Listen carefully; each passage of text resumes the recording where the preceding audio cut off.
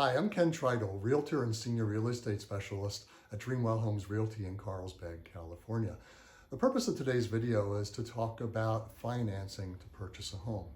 Not every buyer needs to finance. Some buyers actually will use cash to purchase their next home. But the fact of the matter is that financing plays a major part of a real estate transaction for most buyers. But first, full disclosure, we are not lenders. We do not provide loans for home purchases. Our area of expertise is selling homes. And we leave the other part of that to the experts who do home loans. So we do have a wide array of lenders in the area here that we respect. And should you need a lender, we'd be happy to connect you with one. However, we do know that a lot of people will have existing relationships with lenders and with their banks, and certainly you're free to use whoever you would like to. So let's look at it from a home seller's perspective, because that might lead you to the most success. Home sellers greatly prefer to sell their homes to buyers who are paying in cash. Why is that? Because escrows routinely fall apart. And what causes them to fall apart sometimes is financing. So home sellers prefer cash buyers because there's two major things that don't happen with a cash transaction.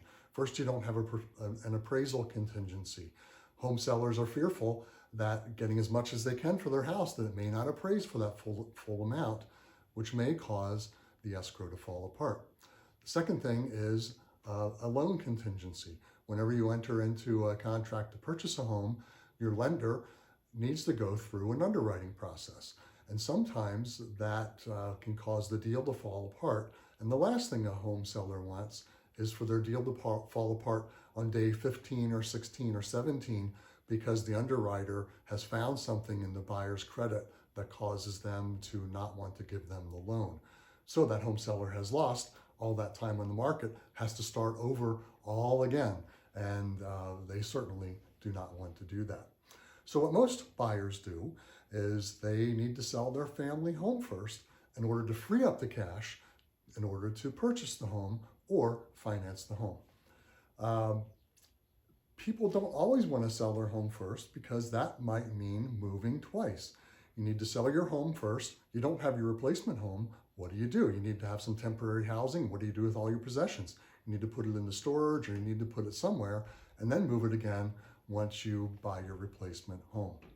So many people seek out alternatives, and there all are alternatives in order to keep your current house, buy your replacement house, and then as soon as you buy your replacement house, move your possessions, put your house on the market and sell it, your original home. So how do you do that? There's a number of ways that can be done. So most people will start off talking to a lender about a conventional loan. Conventional loan might give you 80% of the purchase price. If you have great credit, you might be able to get a couple of loans, maybe an 80%, 10%, and an additional 10% if you want to finance all of it. All depends on your credit and what your debt to income ratio is. The other thing you can explore with a lender is a cash out refinance for your home. If you've built up a lot of equity in your property over the years, it might be a good option for you. The other thing you can try is a home equity line of credit. Again, if you've built up that large equity in your property and the replacement home you're buying fits within the cash that's available in that equity, that might be a viable solution for you. The other thing you can look to do is look towards your savings, look towards your retirement accounts to fill that gap from the 80% that you might be able to finance. If you're of a certain age, you might have some advantages in borrowing from your retirement account to pay for the home. And you can do that without a tax event.